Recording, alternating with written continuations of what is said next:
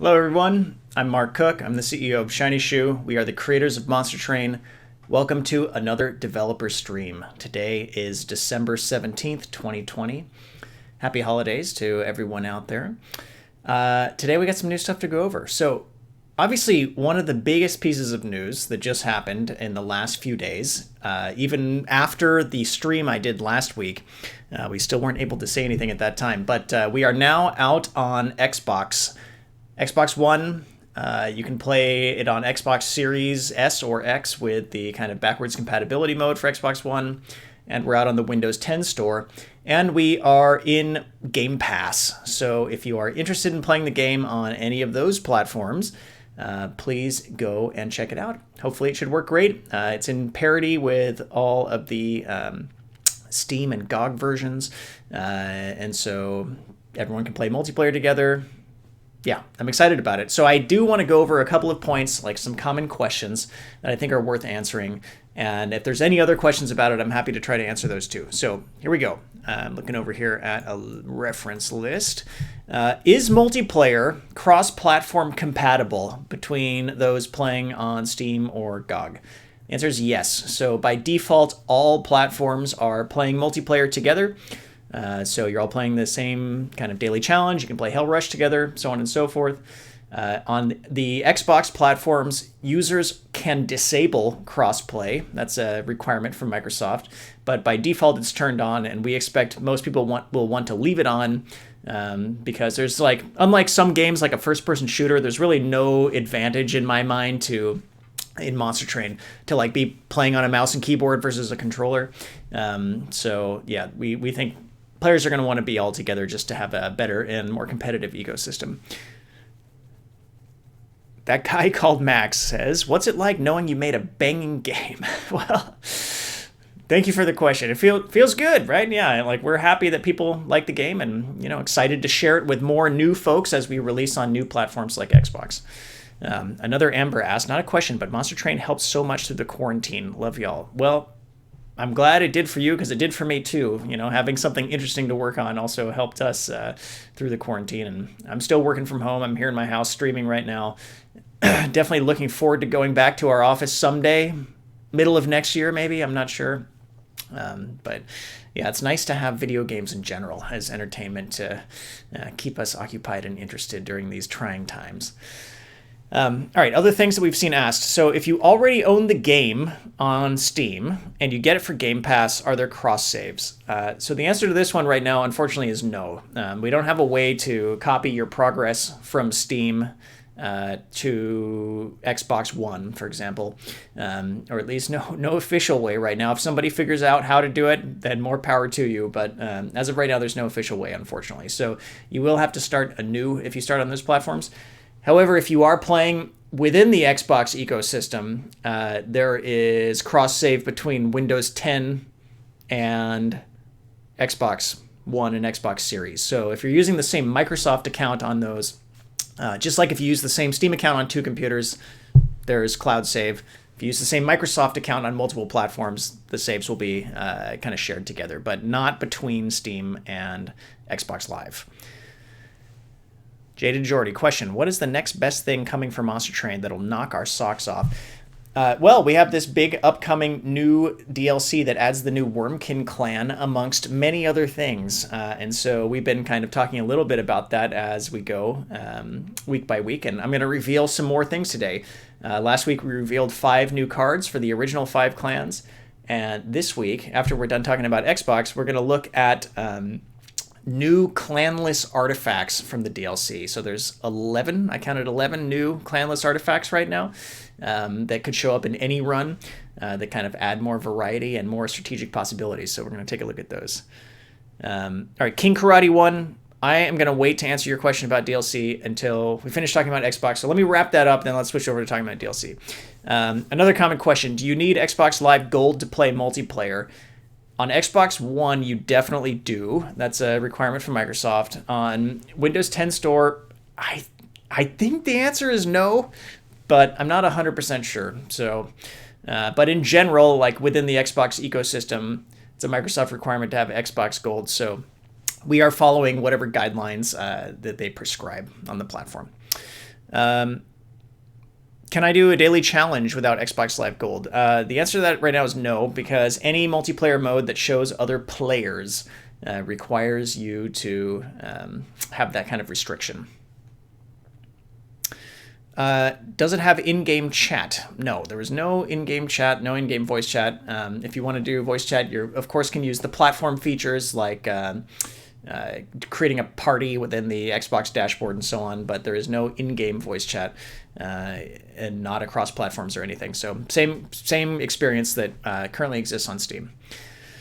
Can I still generate challenges on Xbox? Yes, the custom or community challenge feature, custom challenge feature as the development team still calls it, it works exactly the same. So in terms of features, feature parity should be identical between the versions, outside of anything that we just can't implement or do because of the kind of constraints of the platform.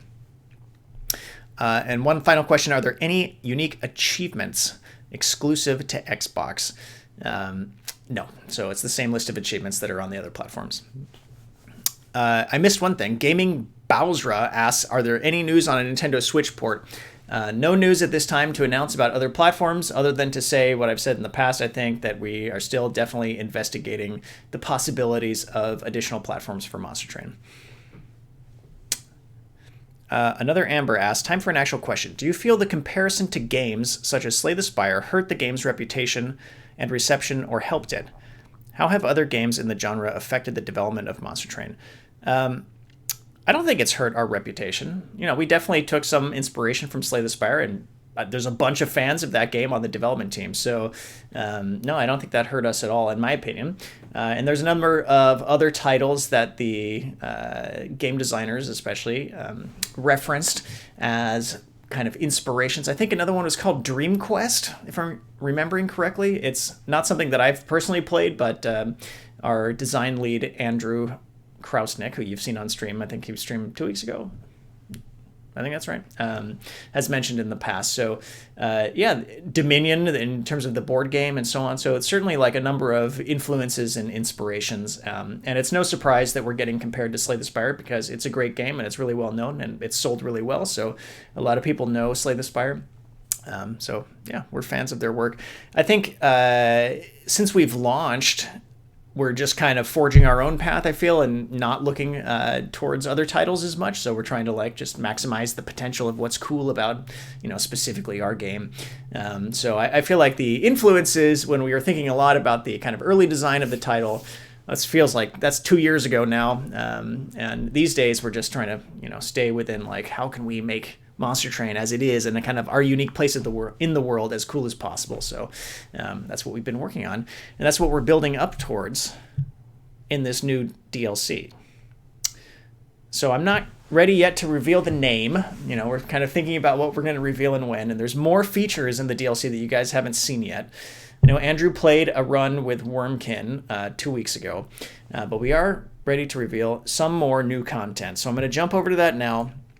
If any other questions pop up with regards to either the DLC or the kind of new Xbox versions, I'm happy to answer those too. I just see one more. I can't tell if it's an I or an L, but I'll assume it's an I. Elon152, will there be any changes to the enemies in the DLC?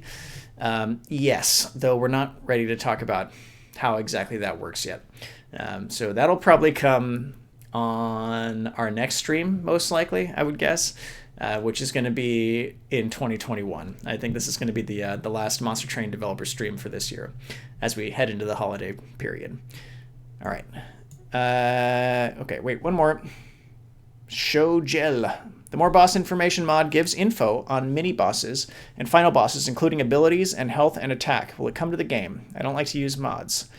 Yeah, I agree. I think that is a useful mod. We haven't talked specifically about bringing that into the main game. I guess I'd be interested in talking to the mod author first because, we don't want to completely steal their thunder, so to speak, and want to respect the contributions from the mod community. But I agree with you. I don't personally have that mod installed, but I have seen screenshots of it, and it definitely does look useful to add additional context and information to kind of remind you what's coming up. All right, let's jump over to the game. And I have to be pretty careful about what I click on because I don't want to reveal too much here. So, all right, this is the logbook artifact page. Still the same page you may have seen before, except there's a bunch of new stuff. So we're going to look at Clanless Artifacts. There are 11 new Clanless Artifacts, and we will review them one by one, look at their gameplay effect and their lore and so on. No surprise, there is a new row for Wormkin Artifacts, which is the new clan coming in the DLC. We're not going to look at all those today. And then, I'm sure this is getting screenshotted right now. People are going to see what's down here. There's a number of other new artifacts in the Concealed Caverns list, which you'll just have to speculate on what they do for now. I'm sure we'll look at those again as well in an upcoming stream. But for now, for today, let's look at the 11 new clanless artifacts coming in the DLC. I'm going to try to use keyboard support. Okay, I'm going to use the new keyboard support that we released 2 weeks ago. Last week? Can't remember. Recently. I think it was last week. And let's go over to one of the new ones. Here's one of the new ones. And remember, this is all it's an unfinished content. We might change the design. We might change the lore. We might change various things. But this is what it is today. Capricious Reflection. Cards in reward packs and unit banners come with a random upgrade. So if you are picking from 2 units at a unit banner, one of them will have a merchant upgrade pre-applied to it.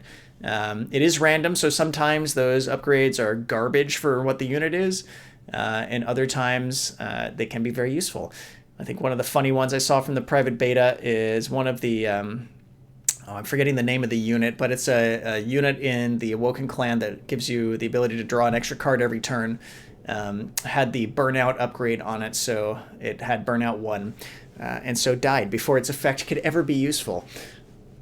Became terrible with that upgrade, but it was funny. All right, and what's the lore say? The lore might hint at some of the things that are coming in the DLC, and I'll leave you guys to speculate as to what it might mean. I'm not going to be able to answer specific questions about the lore, I don't think. All right, waters touched by fragments of the lost divinities show us reflections of another world. A world where the Divine Mother governed over the creation of life and the responsibility of death. Given the purview of her powers, it follows that her destruction created the many immortal beings of heaven and hell and led to our current predicament. Gotta love Herzl and his lore. All right. Next new artifact. Cheater's Hand. The draw pile screen shows cards in the order they will be drawn. Draw 1 extra card per turn, and then move 1 card from hand to the draw pile. So you can see the order that you're going to get cards, and then you get an additional decision on every single turn to put 1 card back onto your draw pile. So this definitely slows the game down a bit when using this artifact because there's more to think about. It's another decision on every single turn, but it does allow you to potentially set up combos in more useful ways if you know you want a card on the next turn and not the current turn. And it also allows you, if you have card draw mechanics to play during your actual turn, you can see what you're going to get and think about how you might want to strategize your Ember usage, for example, around that. Rumblings of Seraph's moral absolutism had become frequent in the time before Heaven's invasion. Transgressions were rarely tolerated and often met with swift physical punishment. I can see now that his invasion of hell was largely driven by some personal vendetta against me and my failings. All right, Exos Golem asks, any update to the logbook in order for it to properly display all clans without it clipping out of the intended HUD? Yes. The logbook is getting updated in a variety of ways. I'm not going to show that today because it will reveal information we're not ready to reveal yet. But there's a new logbook page for the DLC specifically that tracks the Wormkin clan and other things about the DLC we haven't talked about yet. So that's coming. It's what's going to happen with modded clans. I don't know yet. It doesn't really solve the problem in a convenient way, I don't think, for modders on modded clans. But it's definitely not going to be an issue for the ones that ship in the base game with the DLC. All right, what else we got? Those are old. Those have been around. Okay, here's another new one. Conscription Notice. When you first summon your champion, gain a unit with +5 attack, +10 health, and -1 Ember. Interesting. Our initial calls for support were a little wordy. We, the 9 rings of hell and the residents therein, declare our sovereignty from the heavenly invaders of our lands. As fellow hellborn, we implore you to consider supporting our shared cause and ensure our survival, lest we cease to exist entirely. It is comforting to know that I've matured from needless description and flourish to a paragon of simplicity. Is that true, Herzl? Are you really a paragon of simplicity? I don't know about that. A little suspicious of that. Yeah, I'm curious, I don't think I've actually used this artifact personally, so what does gain a unit mean? Does it mean comes out of your draw pile? Or is it just some new unit? I don't know. Anyways, I gotta play with that. Alright, here's another one. Faulty Loader. Apply Daze 3 to enemy units on the bottom floor in the first wave of combat. So it gives you a reprieve at the beginning of combat by having Dazed on the entry. Doesn't really help you as much with, obviously, later in the battle, or certainly not for bosses with Relentless and so on, but gives you an ability to set up a little bit better. The armies of heaven were able to board our train today while it was moving. I'd be astonished at the concept if I weren't preoccupied with the implications of this feat. Our end may be nearing faster than I'd hoped. All right. What else we got? The Golden Vault. As long as you have at least 25 coins, lose 25 coins when you take pyre damage in combat instead of taking damage. So you can use gold to block damage. I think it blocks the entirety of the damage every time it triggers. So if you got attacked for 50 damage, it would go to 0. No matter if it was 1 damage, it would go to 0. So you pay the 25 coin cost either way, but it does negate the damage completely. So trying to play with gold a little bit more here. We amassed what small gold we had over time. All of it plundered from the rarely defeated heavenly forces in hopes of stifling their war funding. Given the great wealth of heaven, however, I don't imagine they even noticed. It's funny how quickly the afraid will empty their pockets in the off chance of retaining some control of their sanity. Alright, what else is new here? Those ones we've seen. Let's jump down. It's right here. Alright, Lost Luggage.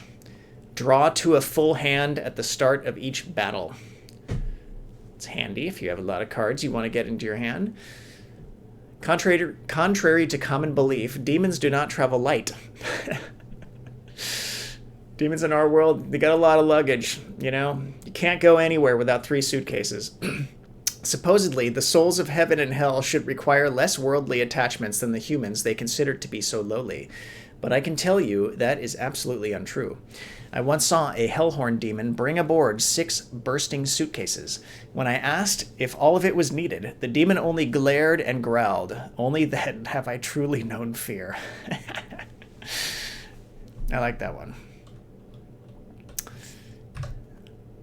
All right, there's these 2 marks here. We've got Mark of a Champion. When you summon your champion, it gets 25% extra attack, and the related Mark of an Exile. When you summon your champion, it gets 35% extra health. All right, let's look what that means, or the lore. The roles of the champions of hell were created as part of the Hell Pact. They were to be representatives of each clan, chosen by their own clan. In hindsight, this was an ambitious idea that failed more often than it succeeded. It's unfair to attribute our current situation to these failings, but that makes it no less accurate. And the Mark of an Exile. Despite the failings of the roles of champions, there was some small peace to be found in the knowledge that the exiles had made an almost identical decision when defending themselves against greater powers, though their failing has only amplified ours. All right. What else we got? The Rationing Scales. This one's interesting. Before each battle, gain 2 coins per pyre health over 40 and set pyre health to 40. It's a way to gain gold if you have the ability to heal. You can heal on the map, and there's other cards that can allow you to heal as well. But you always have your health reset to 40 at the start of each battle. By the time you read this, I hope that Hell, or what remains of it, remains a united front against their invaders. But this was not always the case. The destruction of divinities had left souls to wander endlessly, and the absence of judgment meant that all realms felt the effects of overcrowding and resource shortages. In some ways, this time before the war was even more trying than the ensuing violence. All right. The Sinner's Salve. I think this one has the possibility of opening up some new strategies that didn't previously exist. Blights and Scourges cost -1 Ember. So as you may know, in the base game, there's already some things that can affect... I think it's one of the Concealed Caverns artifacts that will trigger when you use Scourges or Blights and so on. And so having them cost 1 less Ember maybe makes those more viable strategies or makes them better. So I think this one is interesting. Collaboration between the Rings of Hell was rare, but the few that did occur produced wondrous results.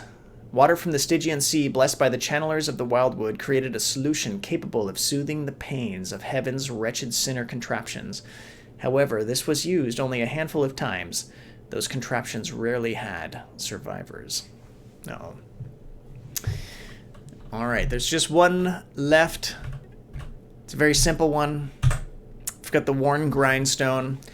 Friendly units get +3 attack.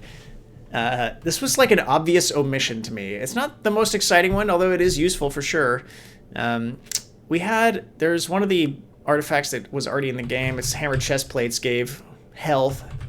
But why didn't we have one that gave attack? It just seems like an obvious one to put in the game. So we added the Worn Grindstone. As much as it pained me to see the tools of my trade used for such barbaric purposes, the war effort for Hell was in dire need of support. The forges quickly devolved into needless bickering between clans, each one claiming to be the best. Like children, I had to separate them for their own safety and my sanity. All right. I think that's all of them. So, did anyone want to see any of these artifacts again or have any follow-up questions? Be happy to hover it again. And I know you want me to mouse over the Wormkin clan or the Concealed Cavern stuff, but we'll do that, just not on this stream today.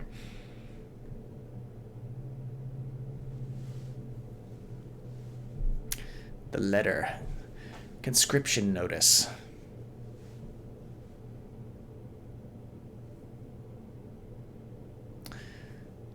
Yeah, I want to go and play with this to see exactly how it works. So I honestly don't know what gain a unit means explicitly in this context. And so maybe we should reword this, or maybe it's worded correctly and I'm just forgetting the nuance of exactly how some of our terminology works here. I would assume this means some other unit in your deck already gets that effect applied to it. But no, it doesn't. Of course it doesn't mean that. Conscription notice. Just look at the name. I'm misreading it. Conscription means they're being drawn into your deck, right? Like permanently. So it's like drafting a unit when you cast your champion. That's got to be what it means. This is what I get for not having played with all the artifacts yet. Yeah, Decarnix says, thank you for correcting me. It's a random unit from a pool of units. Decarnix, is there any specific restrictions on that pool that might be of interest to folks?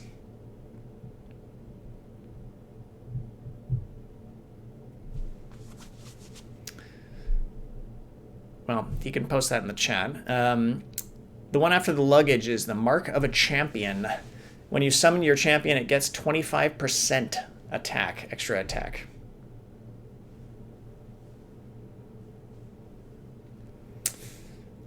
So a way to buff up your champion if you care about that. Might be interesting, especially with reform-oriented strategies.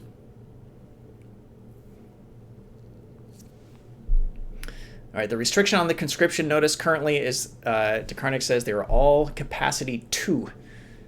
Anybody that comes out of this, any unit you gain that comes from this is a 2 capacity unit. Interesting. Yeah. We'll see if we keep it that way or not. Sounds interesting to me regardless, so... yeah, it's worth reiterating again that everything is still subject to tuning. This DLC is still in development. We may change the numbers. We may completely redesign things. It's all still being iterated on to make it as fun and interesting as possible.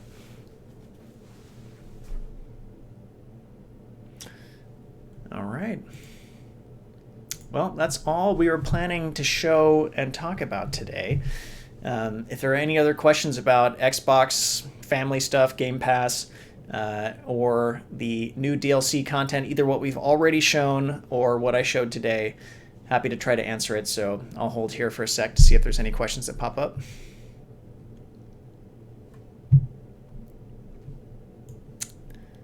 Pull my little window over here.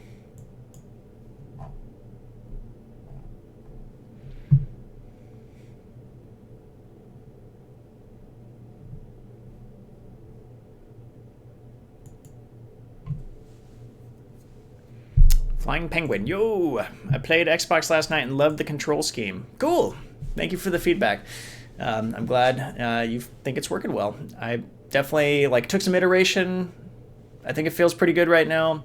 Yeah, I'm looking forward to playing more on my couch as well, rather than sitting. I'm at my PC right here. I work here all day long, so actually getting out of this room to play Monster Train sounds really nice. So. I plan to fire it up on my Xbox as well, now that it's out.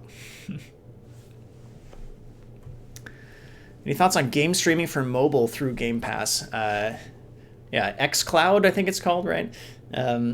Yeah, we're thinking about that. So I don't think I can promise anything about that right now, but it's on our radar. Let's put it that way. And we are looking into it. I think it would be cool. You can technically do that right now on Steam using something called Steam Link, I think they call it, which lets you run the game on your own PC and then stream it to your device of choice. But xCloud is a bit different because it runs in Microsoft's data center, right? So anyway, we're looking into it. Zeta Jizu. Sorry, I'm sure I butchered that. A pessimistic question, sorry. I've had issues with Game Pass cloud saving in the past. Are you 100% sure Game Pass won't forget progress randomly? Well, I guess I can't say that I'm 100% sure, but that hasn't happened to me. And we had a number of QA teams testing the game and verifying the functionality on the Xbox platforms. I've definitely synced my progress using Xbox Live between an Xbox One and the Windows 10 Xbox Live version of the game. So as far as I know, there are no issues with that. But, it is software. There can be bugs, both on our side as well as with external partners and folks. So I feel fairly confident that it's good, though. I hope that answers your question. All right, Furious Devi, thanks for the insight about current development. You are welcome. Yeah, we're looking forward to revealing more. There's definitely there's a lot going on in this DLC that we still haven't shown yet. That is going to change how you play Monster Train runs forever. So I'm definitely excited to talk more about that. Andrew showed off a little bit about it when he streamed 2 weeks ago, but there's even more still to see that hasn't yet been revealed. All right. Well, I'm going to wrap it up there. Thanks for joining me for this stream again. And then once we've shown more of the DLC, we can start actually playing the game more openly again once we've done our kind of schedule of reveals. So look forward to that. I'm definitely looking forward to playing it normally again in the next year. Happy holidays to you, everybody, and Happy New Year. And I'll see you early next year when we're back. All right. Until next time. Bye.